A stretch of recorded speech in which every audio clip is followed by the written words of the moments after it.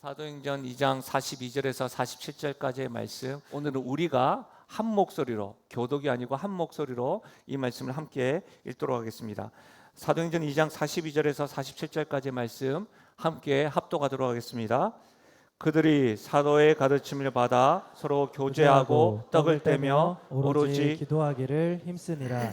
사람마다 두려워하는데 사도들도 말미암아 기사와 표적이 많이 나타나니 믿는 사람이 다 함께 있어 모든 물건을 서로 통용하고 또 재산과 소유를 팔아 각 사람의 필요를 따라 나눠주며 날마다 마음을 같이하여 성전에 모이기를 힘쓰고 집에서 떡을 떼며 기쁨과 순전한 마음으로 음식을 먹고 하나님을 찬미하며 또 온 백성에게 찬송을 받으니 주께서 구원받는 사람을 날마다 더하게 하시니라. 아멘.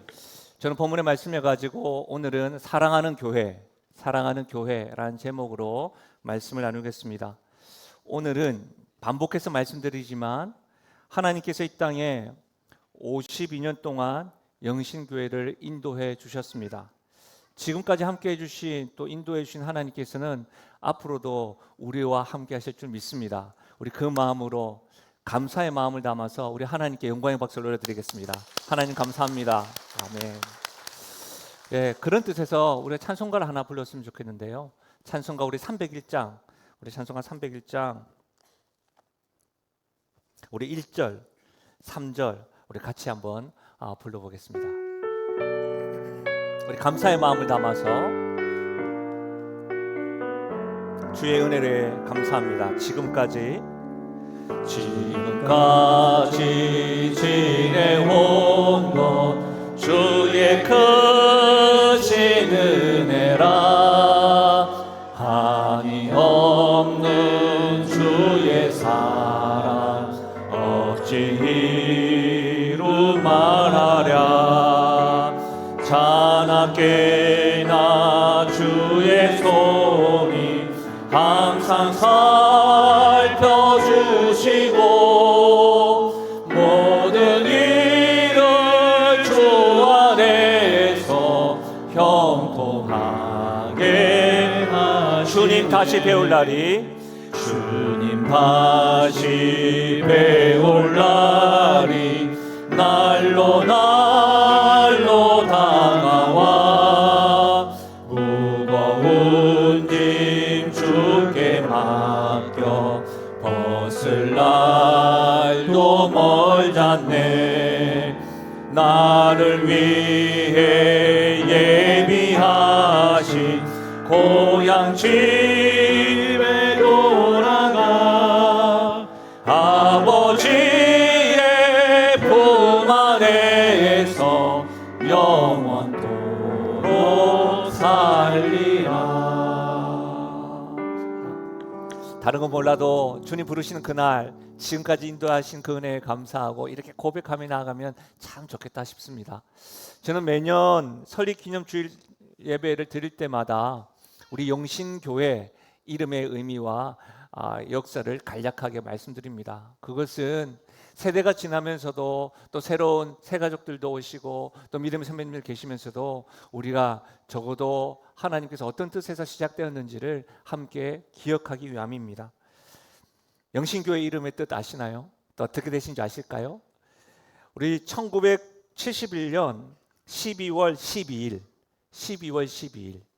이 영등포와 신정 지역에 이 전통 신앙 노선의 교회를 세우기로 결심하여서 당시 목동 404-142번지에 한민수 집사 댁에서 김주옥 전도사를 모시고 한민수, 박두래, 나금주, 임순례, 김호자, 박봉현 씨가 모여서 예배를 드리고 이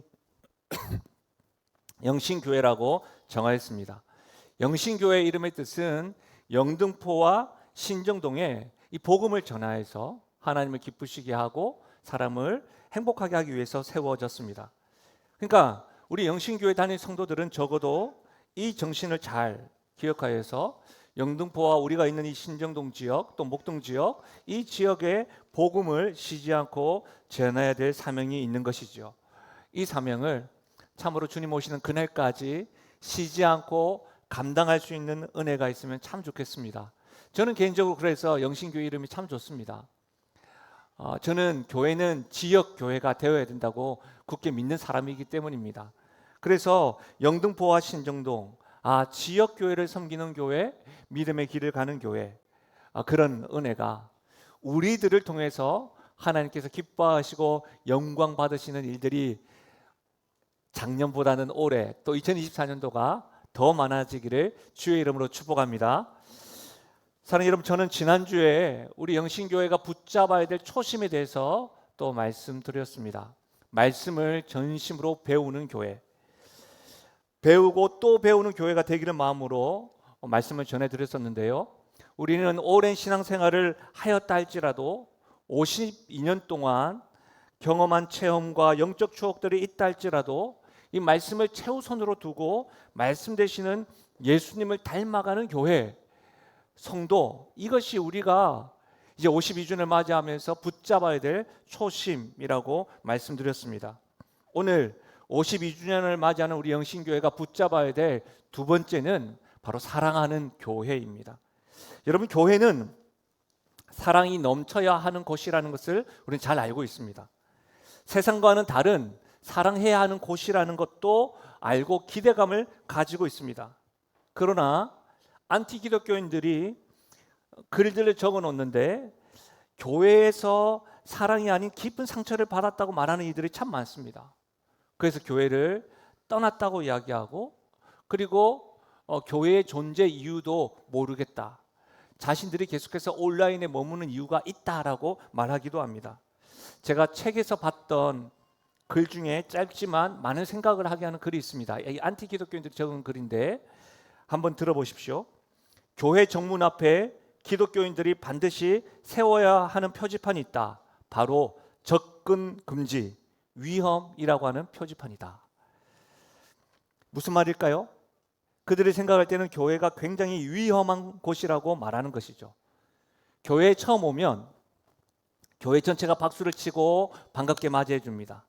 그러나 시간이 지나면서 주변에 아무도 없이 혼자 예배만 드리는 외톨이처럼 느낄 때가 있다고 말합니다. 또한 솔직하게 마음을 나누고 생각을 나누었는데 교회에서 돌고 돌아서 왜곡된 채 내가 어떻게 변명할 시간도 없이 내 귀에 들려올 때가 있습니다. 교회 다니는 사람들에게 사기를 당했다고 말하는 이들도 있습니다. 지난주에는 SNS를 통해서 저에게 갑자기 메시지가 와가지고 이런 모든 것들을 또 상담을 하고 이야기를 하는 이들도 있었습니다. 이런저런 식으로 상처를 입은 사람들이 생각보다 여러분 굉장히 많습니다. 그러니 교회는 위험한 곳이라고 말하고 표지판을 세워야 한다는 말까지 나오는 것이 목사로서 이해는 가지만 마음이 굉장히 아팠습니다. 지금도 주변에서 교회에 받은 상처로 인해 세상으로 향하고 다른 교회를 찾고 온라인에서 머무는 분들이 굉장히 왕왕 있고 많기 때문입니다. 사랑하는 여러분, 왜 성도들은 교회에서 상처를 받는 것일까요? 왜 세상보다 교회에서 더 큰 상처를 받는 일들이 일어나는 것일까요? 그 이유를 아십니까? 생각해 보셨어요? 교회는 사랑하는 곳이기 때문입니다. 교회가 세상과는 다르게 사랑하는 공동체이기 때문입니다. 교회 안에서는 세상과는 다른 사랑을 해야 한다고 하는 마음가짐을 다 가지고 있기 때문입니다. 정리하면 사랑 때문에 상처를 받는 겁니다. 사랑하지 않으면 아프지도 않고 상처도 받지 않습니다. 한번 예를 들어 보겠습니다.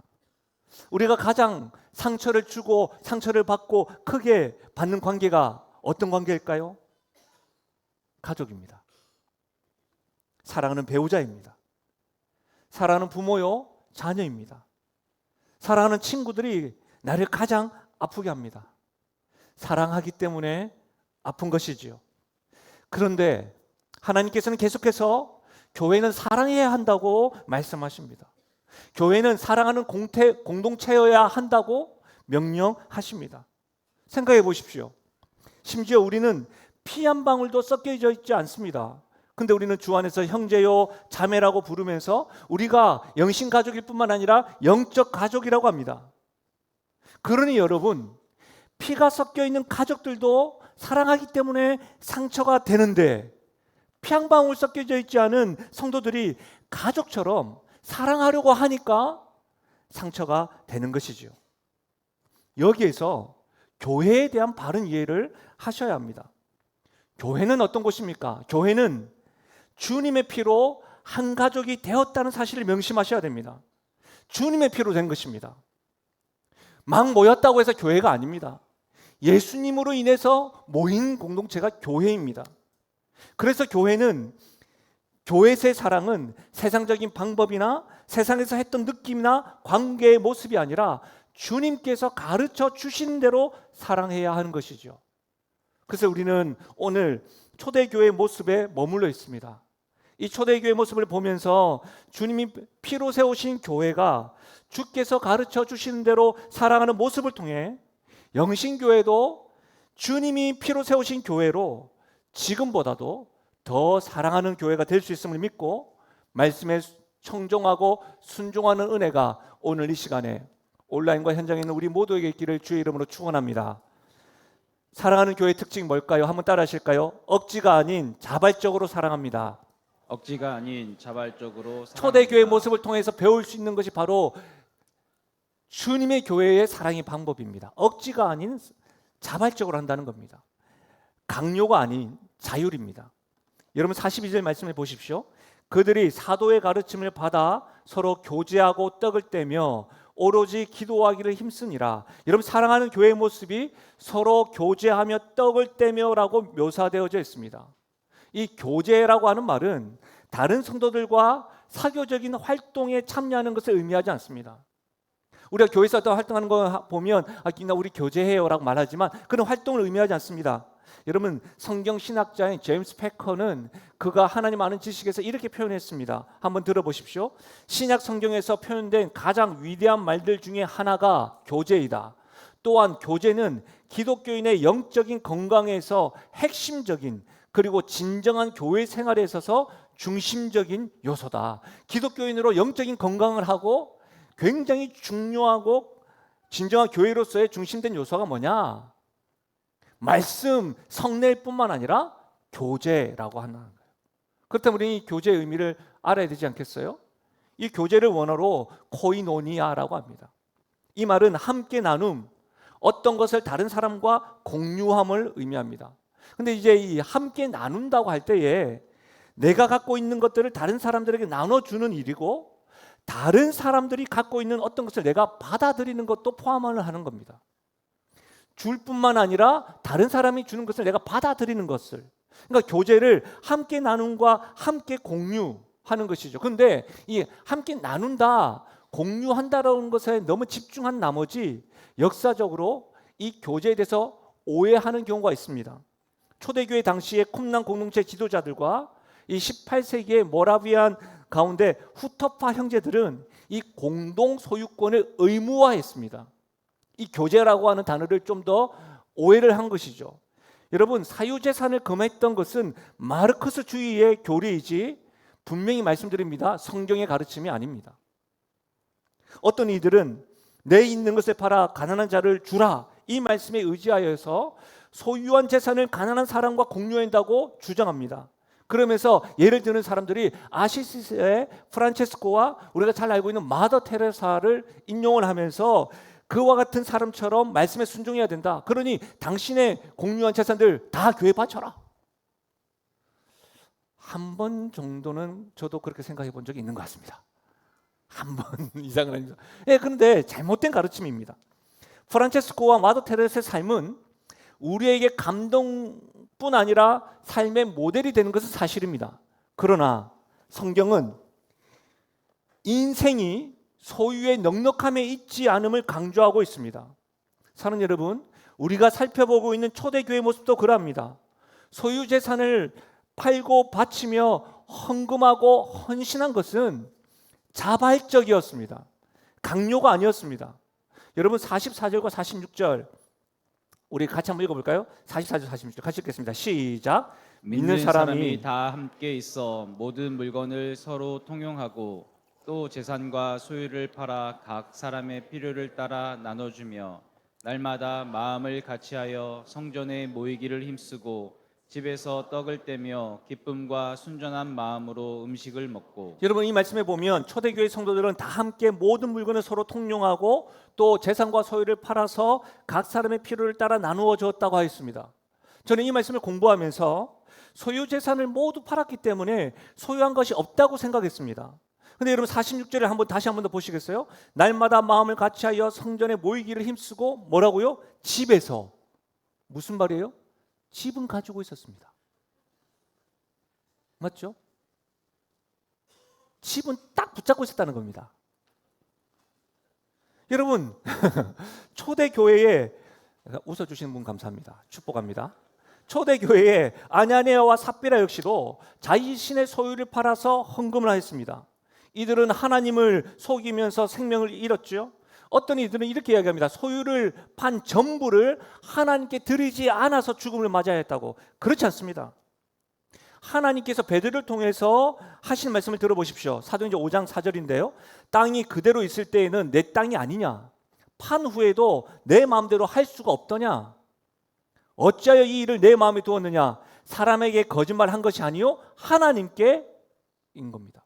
그러니까 전부 팔아가지고 드리지 않아서 심판받은 것이 아니라 하나님을 속였기 때문입니다. 하나님께서는 소유재산을 인정하셨습니다. 하나님께 바치는 것을 자발적으로 헌신하도록 하셨습니다. 자발적으로 서로 나누고 공유의 삶을 살게 하는 겁니다. 강요가 아닙니다. 억지가 아닙니다. 교제는 자발적으로 서로 주고받으면서 나누고 참여하는 것을 의미합니다. 근데요, 여기서 굉장히 중요한 포인트가 있습니다. 요한 1서 3절인데요. 같이 한번 읽어볼까요? 시작. 우리가 보고 들은 바를 너희에게도 전함은 너희로 우리와 사귐이 있게 하려 함이니 우리의 사귐은 아버지와 그의 아들 예수 그리스도와 더불어 누림이라. 여기서 중요한 원리를 알 수 있는데요. 아버지와 예수 그리스도와 사귐이 없고 교제가 없는 사람은 제 아무리 서로 나누고 공유하고 친절하더라도 참된 교제를 누릴 수 없다는 겁니다. 왜냐하면 하나님과의 그 교제의 근거 없이 참된 교제를 할 수 없다는 겁니다. 그러니까 성경에서 말하는 코이노니아는 그냥 우리가 구제하고 국류를 베풀고 환대하고 나눈다고 해서 교제가 아닙니다. 주님과의 교제함 가운데 해 나가는 겁니다. 사실 우리는 하나님을 믿는다고 말을 하고 경건한 모습으로 지금 예배를 드리고 있지만 우리는 달라도 너무 다릅니다. 여러분은 저 한 사람을 지금 보고 있는데 전 여러분을 이렇게 다 보고 있거든요. 우선 여러분의 표정이 지금 다 달라요. 아침에 머리 스타일도 다 달라요. 심지어 여러분 제가 볼 때 피부톤도 다 달라요. 어떤 분은 21호, 어떤 분은 24호, 어떤 분은 27호, 어떤 분들은 과합니다. 다 달라요. 네, 생각이 다릅니다. 문화가 다릅니다. 기질과 은사가 다르고 여러분 관심 분야도 너무 다릅니다. 그래서 우리는 갈등을 겪기도 하고요. 또한 갈등이 하나님께 예배하고 신앙생활 하는데 여러분 발목을 잡고 우리를 넘어지기도 합니다. 여러분 고린도 교회를 한번 보실까요? 고린도전서 11장 33절인데 한번 따라와 보십시오. 그런즉 내 형제들아 먹으러 모일 때에 서로 기다리라. 만일 누구든지 시장하거든 집에서 먹을지니 이는 너희의 모임이 판단받는 모임이 되지 않게 하려 함이라. 그 밖의 일들은 내가 언제든지 갈 때 바로 잡으리라. 이런 말씀 자세히 보십시오. 지금 고린도 교회는 시험거리가 되고 있는 문제 중에 하나가 뭔지 아세요? 먹는 것에 대한 문제였습니다. 먹으러 모일 때 서로 기다리라고 했는데 먼저 온 사람들이 아마 더 먹었던 것 같습니다. 맞죠? 어떤 사람들이 음식을 독점하였던 것 같습니다. 그러니까 너무 배고프면 집에서 먹고 온나 이렇게 지금 말하고 있는 겁니다. 교회 안에서 먹는 것이 문제입니다. 떡을 떼는 일이 시험거리가 되고 있는 거예요. 서로 교제하고 떡을 떼는 것이 사랑하는 교회의 모습인데 여러분 지금 이것이 시험거리가 되고 있다는 겁니다. 고린도 교회의 모습을 보시면서 여러분 어떤 생각이 드세요? 여러분 먹는 걸 한번 생각해 보실까요? 먹는 것이 문제가 되는 것은 좋아하는 종류가 우리 다 다릅니다. 그렇죠? 먹는 것에 대한 생각도 다릅니다. 어떤 분은 커피를 좋아하고 어떤 분은 차를 좋아합니다. 어떤 분은 빵을 좋아하고 어떤 분은 떡을 좋아합니다. 우리가 교회 안에서 떡을 떼는 일이 사랑하는 일임에도 너무 다릅니다. 여러분 우리 교회를 한번 생각해 볼까요? 우리 교회는 경조사가 있을 때면 다과를 준비하시는 분이 굉장히 많습니다. 사랑이 넘치는 교회예요. 여러분 제가 개수를 정확하게 안 했는데 52주 가운데 여러분 거의 70% 가까이 늘 다과가 있습니다. 대체로 떡을 합니다. 그래서 여러분의 냉동실에 떡이 가득한 걸 제가 알고 있습니다. 어떤 때는 견과류 간식도 합니다. 떡을 할 때에도 여러분 떡 종류가 다양합니다. 간식을 할 때도 그러합니다. 심지어 포장도 각각입니다. 그런데 주는 이들은 감사의 마음을 담아 섬기는데 받는 이들의 마음은 제각각일 때가 있습니다. 내가 좋아하는 떡 아닌데, 나 이거 싫은데, 이런 것들도 있는 거죠. 오늘 예배 후에 카페에서 오늘 또 섬기는 모습 역시도 감사의 마음을 섬기는데 받는 성도들 생각은 다 각각 다를 겁니다. 이거 말고 다른 거지, 이렇게 생각하는 분들도 있을 겁니다. 분명 사랑의 마음으로 공유하는 이들은, 공개하는 이들은 자발적인데 그것을 받아들인 이들은 굉장히 자기 중심일 때가 많습니다. 사랑으로 떡을 떼는 모습에서 상처받고 시험이 되는 것은 여러분 고린도 교회뿐만 아니라 실제로 영신교회도 마찬가지입니다. 왜 그렇죠? 우리는 상처를 받는 포인트와 이슈에 대한 생각과 관점이 너무너무 다릅니다. 오래도록 같이 살았던 부부도 다른데 피가 섞이지 않은 우리들이 모이니 달라도 너무 다릅니다. 그런데요, 다른 우리가 서로 교제할 수 있는 건 뭘까요? 하나님을 공유하고 있기 때문입니다. 좀 더 정확히 말씀드리면 하나님의 사랑 때문입니다. 그 사랑 때문에 억지가 아닌 자발적으로 사랑을 하고 사랑받을 수 있는 성도, 그렇게 교제할 수 있는 것입니다. 할렐루야.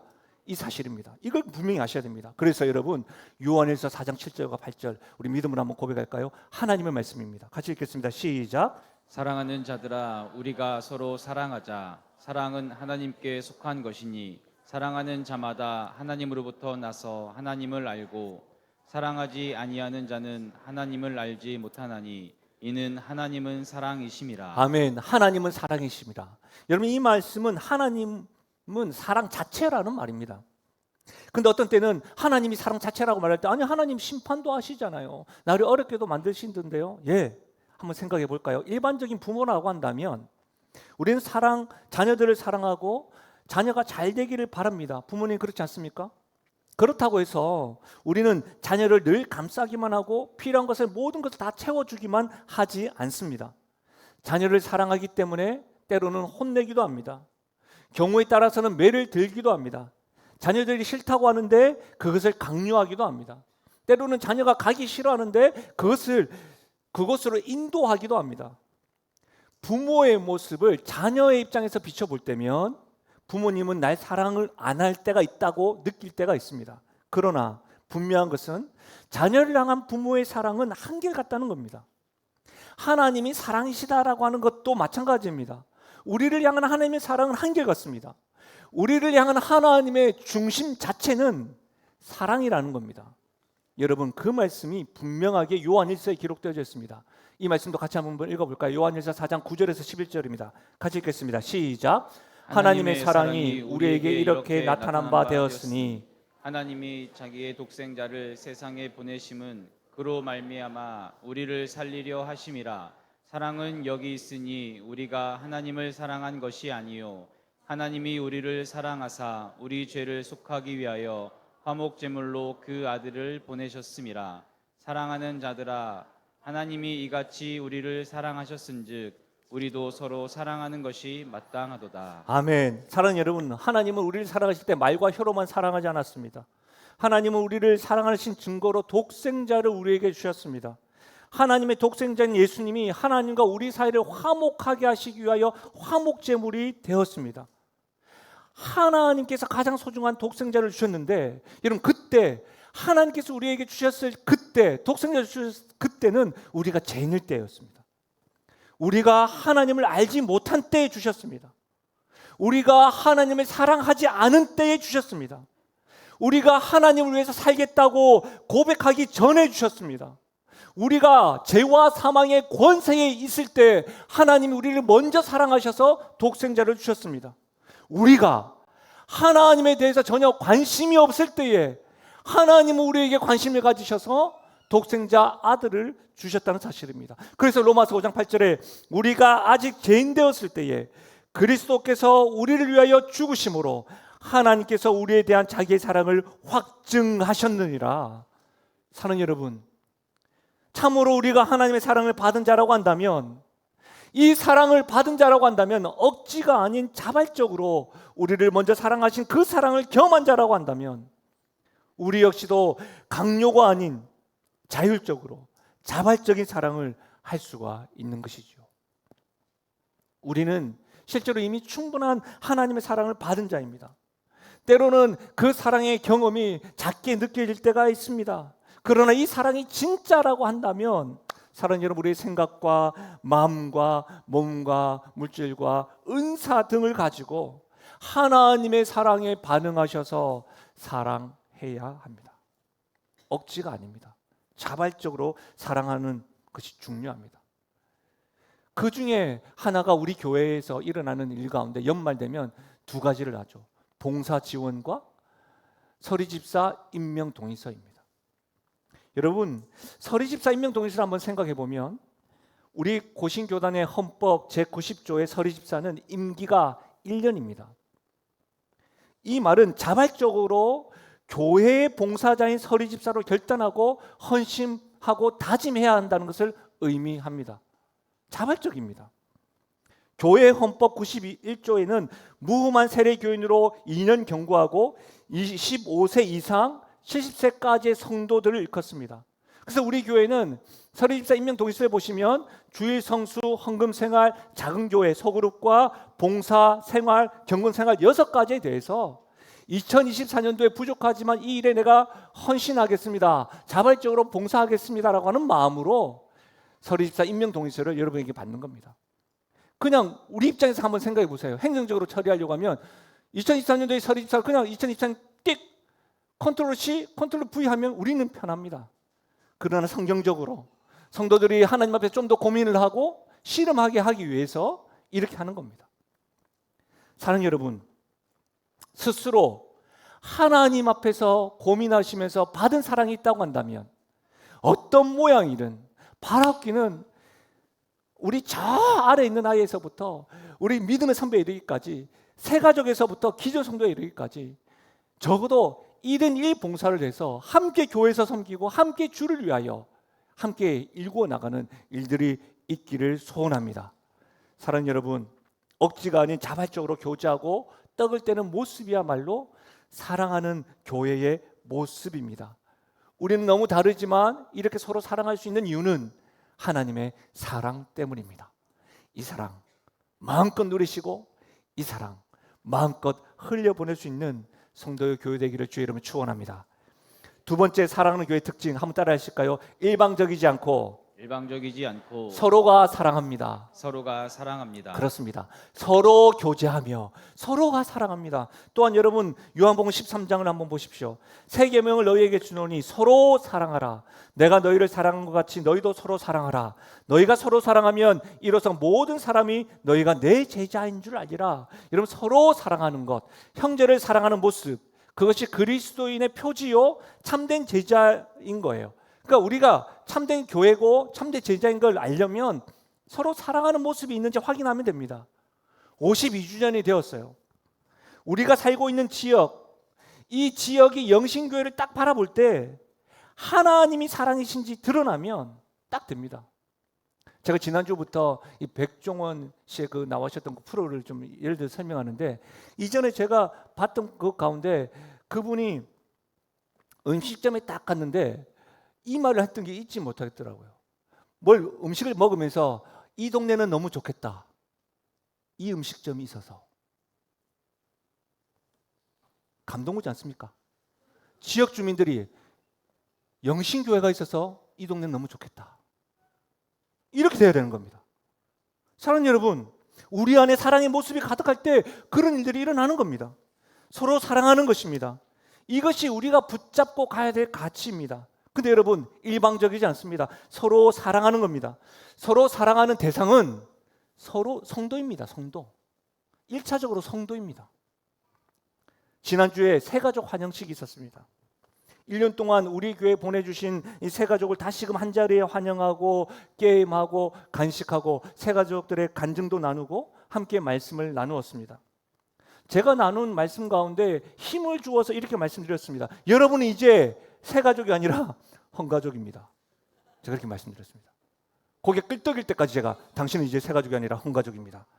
그리고 어떤 활동을 하면서 말과 혀로만 사랑하지 말고 비언어적으로도 우리가 표정으로도 사랑하기를 힘써십시다 라고 말씀드렸습니다. 그리고 영신교회는 이제 우리 교회입니다 라고 이야기했습니다. 그리고 말하면서 제가 에베소서 4장 3절 말씀을 하면서 제발 부탁인데 하나 되게 해달라고 기도하지 마십시오. 주는 평화 막힌 담을 모두 허셨네. 예수님의 피로 우리는 하나가 되었습니다. 그러니까 말씀대로 하나 되게 하신 것을 힘써 지켜 나가십시다. 서로 다르지만 힘써 노력하십시다 라고 제가 하였습니다. 사랑하는 여러분, 교회 안에 한 가족이라고 한다면 일방적으로 사랑하는 것이 아니라 서로 사랑해야 합니다. 사실 이 새 가족이 오면 교회에 적응하는 시간이 필요합니다. 그럴 때에는 기성 성도들이 신앙에 대해서 뿐만 아니라 교회 문화에 대해서 더 사랑하고 인내하고 인도하고 힘써야 하는 것은 사실입니다. 그러나 명심하십시오. 서로 사랑해야 합니다. 서로 적응하기를 힘써야 합니다. 서로가 함께 사랑하기를 힘써야 된다는 말입니다. 우리는 예수님이 피로 하나님의 사랑으로 한 가족이 된 성도들입니다. 그러니 이제 하나님의 사랑을 근거로 하나 되게 하신 것을 힘써 나갈 수 있기를 바랍니다. 여러분, 상대방에게만 강조하지 마십시오.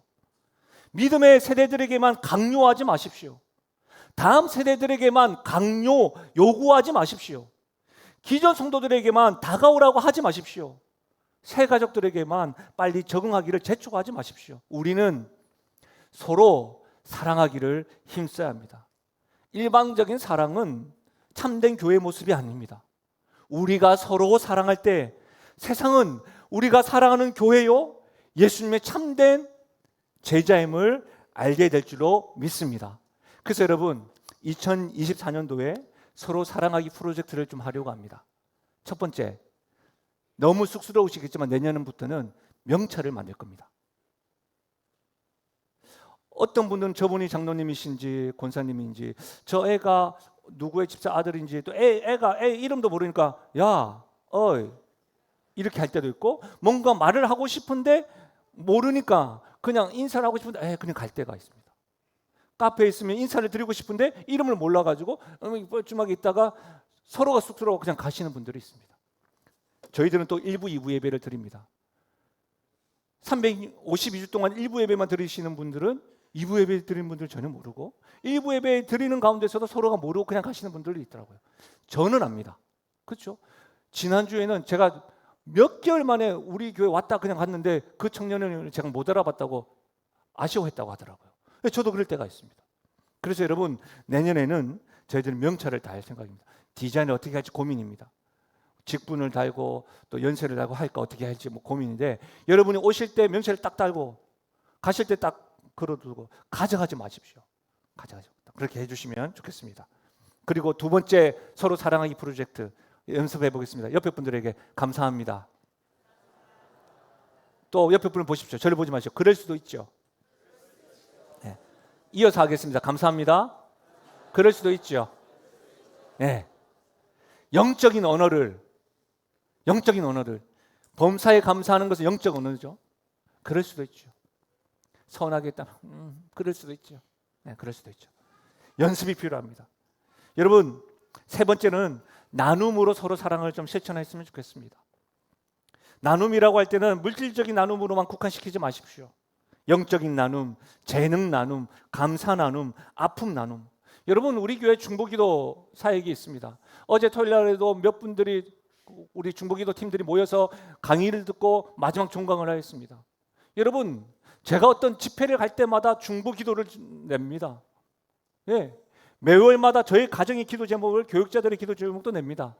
여러분, 중보기도팀 훈련을 받으셔서 아시겠지만 훈련 받으신 분들은 기도 카드에 훈련 받은 자들이 성도들의 기도 제목을 적어서 같이 중보기도에 올립니다. 뿐만 아니라 누구든지 기도 제목을 나눠주시면 함께 기도하는 겁니다. 기도 제목을 나누는 것도 굉장히 용기가 필요합니다. 그래서 제가 항상 어떤 위급한 기도가 있을 때는 물어봅니다. 중보기도팀에 공유해도 될까요? 해주십시오. 예. 그런 분도 계시고 이 기도를 해주십시오라고 하는 분들도 있습니다. 그건 역시도 나눔입니다. 나눔. 사랑 여러분, 사랑 박스가 있죠. 사랑 나눔 헌금이 있죠. 중식 제공할 때 게시판을 가만히 보시면 손자, 손녀의 이름이 있고 우리 아이들의 이름도 있습니다. 여러분, 자녀들의 이름을 적을 때 부모님들이 적지 말고 아이들에게 적도록 한번 해보십시오. 그리고 그런 어떤 사랑하는 박스에도 자기들의 용돈으로 함께 나눔에 동참하도록 가르쳐 보십시오. 이 세 가지 서로 사랑 나눔 프로젝트. 첫 번째 뭐라고요? 이름표 해서 이름을 불러주는 거. 알죠? 이봐요. 이런 거 안 됩니다. 모르면 집사님이라고 하지 마십시오. 우리 교회 권사님 많습니다. 장로님 많습니다. 아시겠죠? 두 번째로는 뭐라고요? 한번 따라할까요? 감사합니다. 그럴 수도 있죠. 세 번째로는 나눔 사역에 우리가 동참하셔서 참으로 서로 교제하는 것이 사랑하는 교회가 어떤 것인지를 경험할 수 있기를 바랍니다. 사랑하는 여러분, 우리 모두 하나님과 더불어 영신교회에서 함께해서 너무 즐거웠습니다 라고 이런 고백으로 우리 신앙생활 하십시다. 믿음 생활 하십시다. 하나님을 기쁘시게 사람을 행복하게 하십시다. 할렐루야. 우리 시간 말씀을 생각하면서 우리 찬양할까요? 오늘 여러분 꼭 기억해, 축도 끝나고 난 다음에 가시면 안 됩니다. 오늘 또 설립 기념 예배이기 때문에 오늘 주보에 보시면 저는 미리 공개하겠습니다. 번호가 있죠. 저는 1번입니다. 번호가 있죠. 오늘 번호 뽑기가 있고 퀴즈도 있답니다. 그러니까 그걸 준비하십시오. 어떤 분들은 주보 한 개만 가져오시면 지금 안 됩니다. 한 개만 쓰시고. 우리 시간 말씀을 생각하시면서 우리 찬양으로 나아갈까요?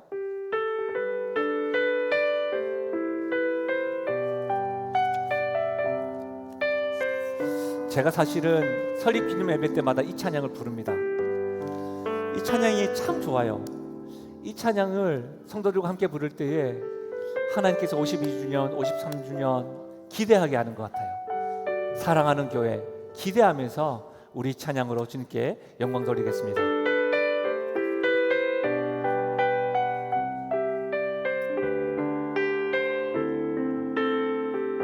여기에 모인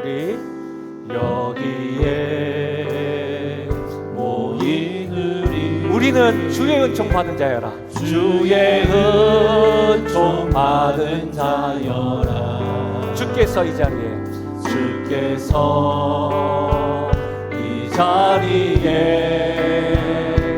함께 계심을 아노라. 언제나 주님만을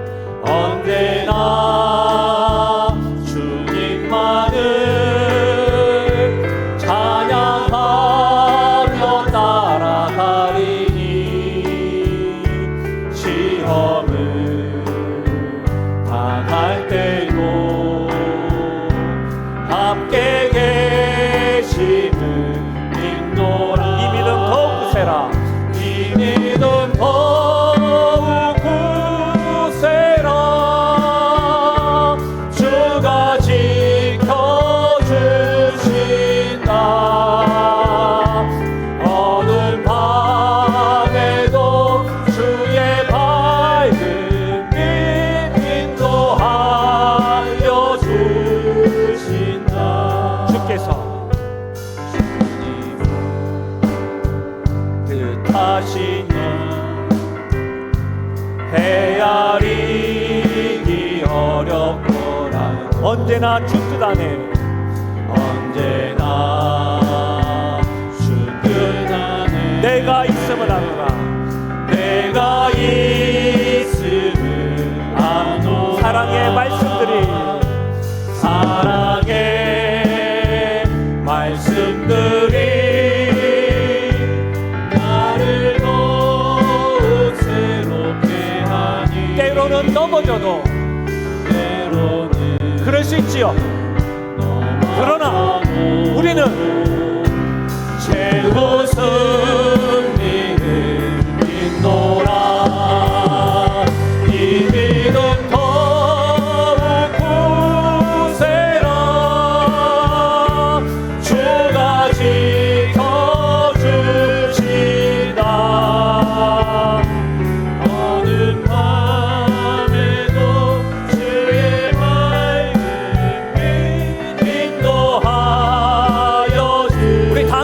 주셔서 1절 찬양하겠습니다. 여기에 모인 우리 주의 은총 받은 자여라. 주의 은총 받은 자여 우리와 함께 하시는 하나님, 주께서 이 자리에 함께 계심을 감사의 마음을 담아 이렇게 고백하실까요? 언제나 주님만을 찬양하며 따라가리니 시험을 당할 때도 시험을 당할 때도 함께 계시는 아멘. 이 믿음 더욱 굳세라. 이 믿음 더욱 굳세라. 주가 지켜주시나 어두운 밤에도 주의 밝은 빛 인도하. 우리 마지막으로 주께서 오실 때까지 이 믿음 더욱 굳세라. 이 믿음 더욱 굳세라. 주가 지켜주신다. 어두운 밤에도 주의 밝은 빛 인도하여 주신다. 우리 옆에 분들 한번 손 한번 잡아봐요. 주님이 주신 사랑으로, 주님이 주신 특권으로 우리 오른쪽과 왼쪽에 있는 분들을 축복하며 나가겠습니다. 하나님, 오른쪽과 왼쪽에 있는 성도는 하나님의 은총 받은 자입니다. 하나님의 사랑받은 자입니다. 이것을 잊지 않게 해주십시오. 그 사랑에 흠뻑 젖어서 자발적으로 사랑하고 서로 사랑하는 일에 힘쓰는 성도 되게 해주십시오. 특별히 믿음의 선배님들은 다음 세대를 위해서, 다음 세대라고 생각되어지는 분들은 우리 믿음의 세대를 위해서 우리 맞잡고 손 붙잡고 함께 기도하며 나가시겠습니다. 기도하시겠습니다. 하나님 아버지, 참으로 감사함을 드립니다. 하나님 아버지, 감사함을 드립니다. 사랑받은 자임을 기억하며 나가게 하시고 은총받은 자임을 기억하며 나가게 하여 주시고 하나님 앞에 그 사랑을 마음껏 경험하고 누리며 나아가는 주의 백성들 되게 하여 주시옵소서. 맞잡은 두 손 하나님 아버지 붙잡고 있사오니 주께서 이 손보다 더 굳게 붙잡아 주시고 한평생 주님께서 인도하여 주시고 함께하여 주시길 소원드립니다. 받은 사랑 기억하여 자발적으로 사랑하기를 힘쓰며 나아가는 성도 되게 하여 주시고 아버지 하나님의 서로 사랑하기를 힘쓰며 나가게 하여 주셔서 하나님이여 주님의 사랑으로 말미암아 우리가 서로 사랑하고 힘쓰며 나가는 일들이 있게 하여 주시옵소서. 오 주님 감사합니다. 하나님 52주년 동안 지켜주시고 함께해 주셔서 감사합니다. 때로는 시험이 있고 넘어져서 아팠습니다. 교회가 성도가 이럴 수가 있느냐, 한탄하며 눈물도 흘렸습니다. 여전히 그 상처에서 헤어나오지 못한 분들도 계십니다. 또한 아버지 하나님, 그럼에도 불구하고 에베네셀을 되어주셔서 여기까지 인도하신 그 하나님이 계시기에 우리가 이렇게 주를 찬양하고 예배하고 우리 믿음의 선배님들이 굳건하게 교회를 지켜주셨기에 다음 세대들이 자라나는 것을 보고 다음 세대들이 부모님들과 믿음의 세대들과 함께 이렇게 믿음 더 굳세기를 바란다고 찬양하며 나아가는 이 교회 지켜주셔서 함께 해주셔서 참 감사함을 드립니다. 부족하지만 연약하지만 하나님의 사랑을 더 깊이 경험하여서 올해뿐만 아니라 내년에는 더 사랑하는 교회로, 더 자발적으로 사랑을 흘려보내는 교회로, 서로 사랑함으로 인하여 우리 지역 주민들이 영신교회가 있어서 너무 좋다고, 하나님을 사랑하는 공동체라고 주의 이름을 드높이며 나아가는 일에 쓰임받는 도구요 교회 되게 하여 주시옵소서. 좋으신 하나님 감사합니다. 53년도를 53주년을 더 기념하고 기대하며 나아가게 하여 주옵소서. 감사드리며 예수님의 이름으로 기도하옵나이다. 아멘. 우리 함께 선포하실까요? 나는 하나님으로부터 부름받은 하나님의 자녀입니다. 우리는 세상으로 보냄받은 그리스도의 제자입니다. 아멘. 하나님의 축복을 받고 잠시 자리에 앉아 계시면 우리 이우선 목사가 짧은 시간 진행을 하고 이후에 정말 부탁입니다. 준비한 마음을 카페에서 누리시고 같이 교제하시고 마무리하시면 되겠습니다. 하나님의 복을 받겠습니다. 지금 우리 주 예수 그리스도의 은혜와 하나님 아버지의 무한하신 사랑과 성령 하나님의 위로 교통하심 충만하신 역사가 오늘 주의 사랑에 근거하여 그 사랑에 흠뻑 젖고 감격하여 서로 사랑하기로 작정하고 다짐하며 나아가는 사랑하는 성도요 영신교회 머리 위에 특별히 52주년에 감사할 뿐만 아니라 53주년을 기대하며 나아가는 사랑하는 영신교회 머리 위에 지금으로부터 영원토록 함께 하시기를 축원하옵나이다. 아멘.